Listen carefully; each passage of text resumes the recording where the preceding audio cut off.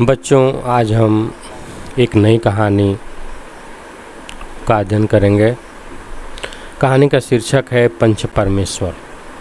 इसे आप बहुत ध्यानपूर्वक सुनिए।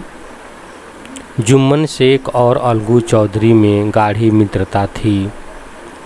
जुम्मन शेख और अलगू चौधरी दोस्त थे, काफ़ी अच्छे मित्र थे आपस में। साझे में खेती होती थी, कुछ लेन देन में भी साझा था। एक को दूसरे पर अटल विश्वास था। जुम्मन जब हज करने गए थे तब अपना घर अलगू को सौंप गए थे और अलगू जब कभी बाहर जाते तो जुम्मन के भरोसे अपना घर छोड़ देते थे।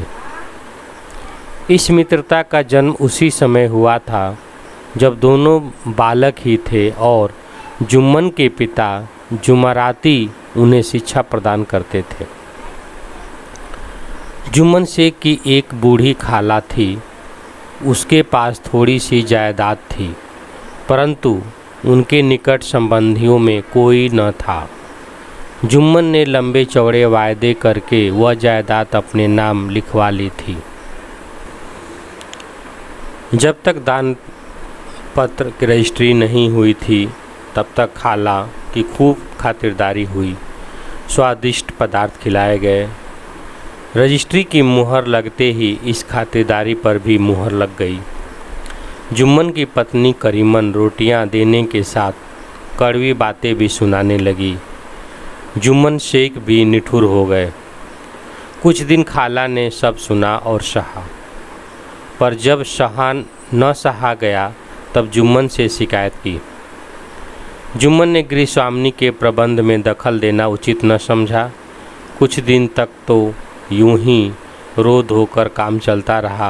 अंत में एक दिन खाला ने कहा, बेटा तुम्हारे साथ मेरा निवाह न होगा। तुम मुझे रुपया दे दिया करो, मैं अलग पका खा लूँगी। जुम्मन ने धृष्टता के साथ उत्तर दिया, रुपये क्या यहाँ फलते हैं? खाला बिगड़ गई। उन्होंने पंचायत करने की धमकी दी। जुम्मन बोले, हाँ ज़रूर पंचायत कर लो, फैसला हो जाए।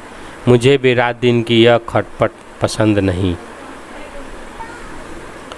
एक दिन संध्या के समय एक पेड़ के नीचे पंचायत बैठी। जुम्मन शेख ने पहले से ही सारा प्रबंध कर रखा था।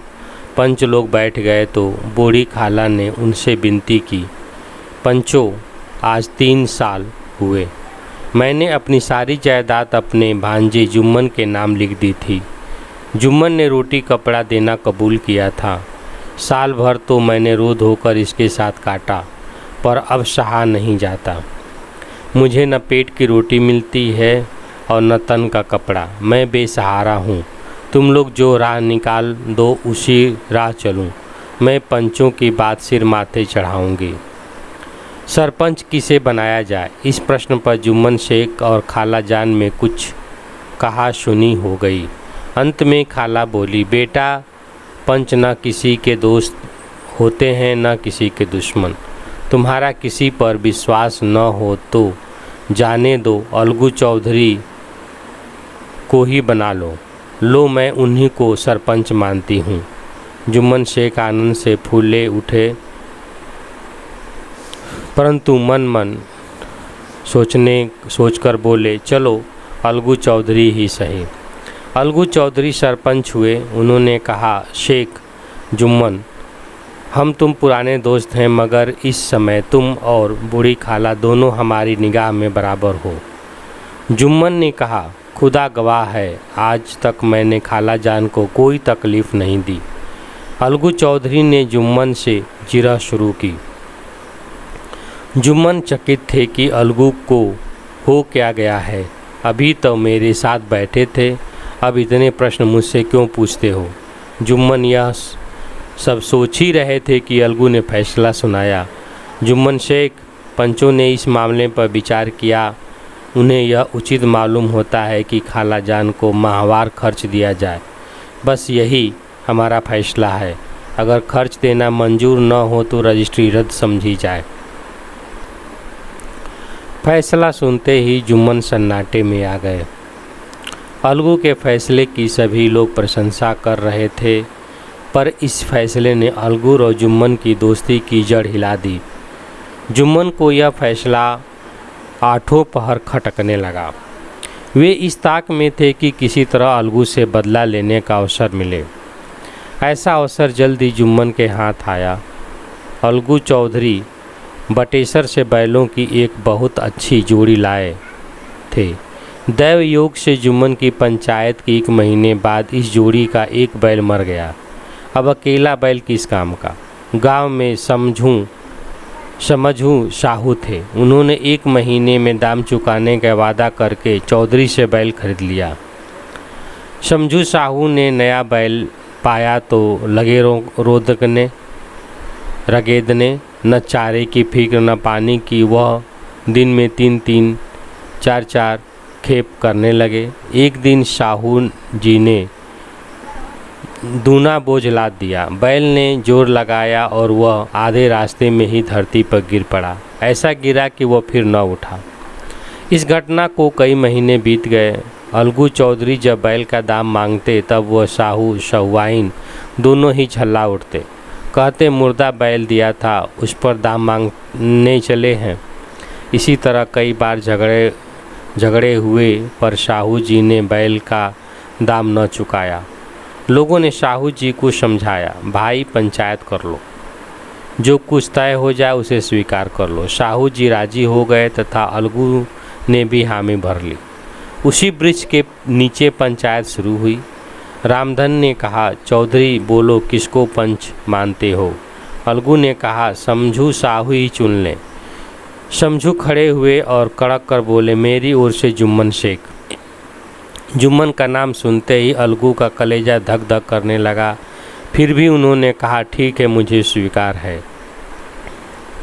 सरपंच का आसन ग्रहण करते हुए जुम्मन में अपनी जिम्मेदारी का भाव पैदा हुआ।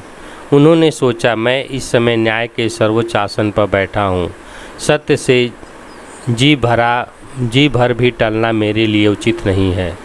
पंचों ने दोनों से सवाल जवाब शुरू किया। कुछ देर तक दोनों अपने अपने पक्ष का समर्थन करते रहे। अंत में जुम्मन ने फैसला सुनाया, अलगू चौधरी और समझू शाहू, पंचों ने तुम्हारे मामले पर अच्छी तरह विचार किया। समझू के लिए उचित है कि बैल का पूरा दाम दे। जिस समय उन्होंने बैल लिया था उस समय उसे कोई बीमारी न थी। बैल की मृत्यु केवल इस कारण हुई कि उसने कठिन परिश्रम लिया गया और उसके दाने चारे का प्रबंध नहीं किया गया। अलगू चौधरी फूले न समाये उठ खड़े हुए और जोर से बोले, पंच परमेश्वर की जय।